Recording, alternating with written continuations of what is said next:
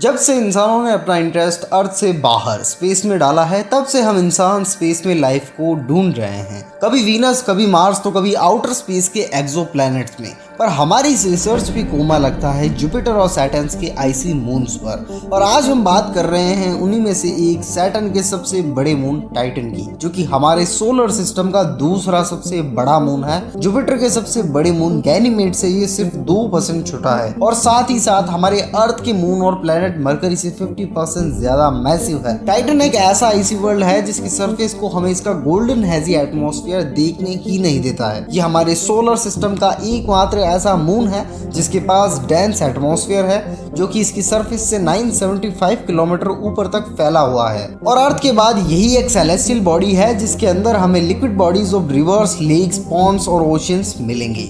Same earth के atmosphere की तरह टाइटन के एटमॉस्फेयर में भी बड़े पैमाने पर नाइट्रोजन मौजूद है, और कुछ मात्रा में मीथेन, इथेन, एसिटोलिन, हाइड्रोजन और अन्य कई पदार्थ भी मौजूद है। अर्थ के इवेपोरेटिंग साइकिल की तरह यहाँ पे भी बादलों से तरल मीथेन बरसता है, जिससे यहाँ की नदियां, तालाब और महासमुद्र भरे हुए हैं। ऐसा माना जाता है कि टाइटन के पास पानी के भूमिगत महासागर हैं, यानी सब सरफेस ओशंस ऑफ वाटर। यहाँ का टेम्परेचर -179 डिग्री सेल्सियस है, पर यहाँ के ज्वालामुखियों से तप तपाता लावा नहीं बल्कि मीथेन, अमोनिया और बर्फीला पानी निकलता है। इन्हें क्रायो वोल्केनोज कहते हैं। टाइटन पे इतने फ्रीजिंग टेम्परेचर के होने के बावजूद आखिर यहाँ लिक्विड मीथेन कैसे है? वेल, इसका रीजन है मीथेन का हायर फ्रीजिंग पॉइंट, जो कि -292 डिग्री फ़ारेनहाइट है, और दूसरा है क्रायो वोल्केनिक एक्टिविटीज, जो कि समय समय पर कैथरेट क्रस्ट को वार्म रखता है। टाइटन की सरफेस पे लिक्विड फॉर्म में हाइड्रोकार्बन और आइस फॉर्म में पानी मौजूद है।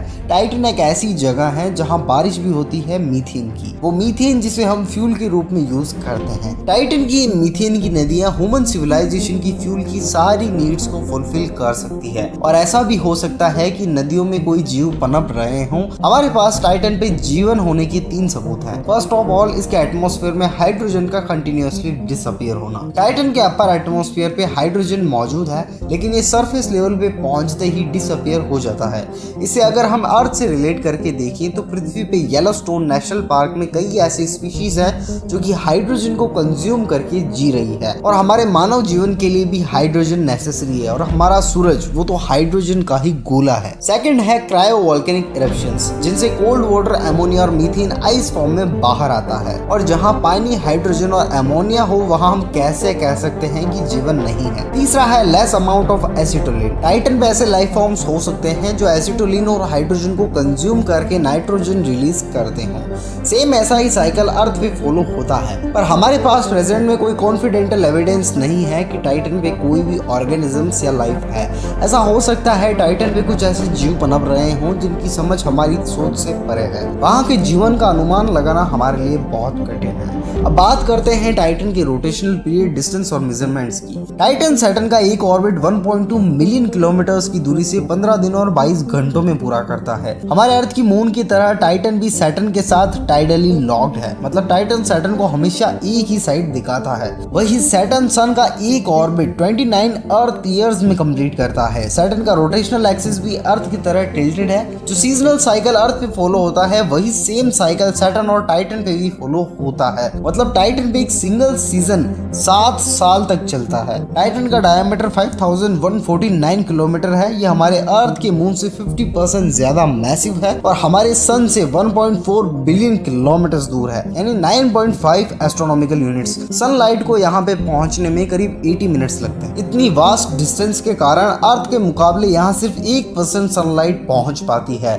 जिससे भी इसका मोटा थिक एटमॉस्फेयर एब्जॉर्ब कर लेता है। बात अगर इसके स्ट्रक्चर की करें तो ये 5 लेयर्स में बटा हुआ है। सबसे पहली है हाइड्रोसिलिकेट कोर, जो कि 2000 किलोमीटर के रेडियस में फैली हुई है। दूसरी है हाई प्रेशर आइस 6 शेल, जहां पानी मौजूद है बर्फ के रूप में। तीसरी है ग्लोबल सब सरफेस ओशंस, अर्थ के जैसे जमीन के नीचे यहाँ काफी संख्या में फ्रेश वाटर मौजूद है। चौथी है डीकपल्ड आउटर शेल, और पांचवी है ऑर्गेनिक रिच सरफेस और एटमॉस्फेयर, जहां पर mountain ranges, liquid hydrocarbon, methane, ethane, alien life और कई ऐसी चीजें जिन्हें हम एक्सपेक्ट भी नहीं कर सकते। आज की हमारी वीडियो में हमने जो कुछ भी जाना है, टाइटन उससे कई हजारों गुना ज्यादा मिस्टीरियस है। अगर आप टाइटन के बारे में और ज्यादा डिटेल में जानना चाहते हैं तो हमें कमेंट करके बताएं। वीडियो इन्फॉर्मेटिव लगे तो लाइक करिए और ऐसी ही वीडियोस के लिए हमारे चैनल को सब्सक्राइब करिए। जय हिंद।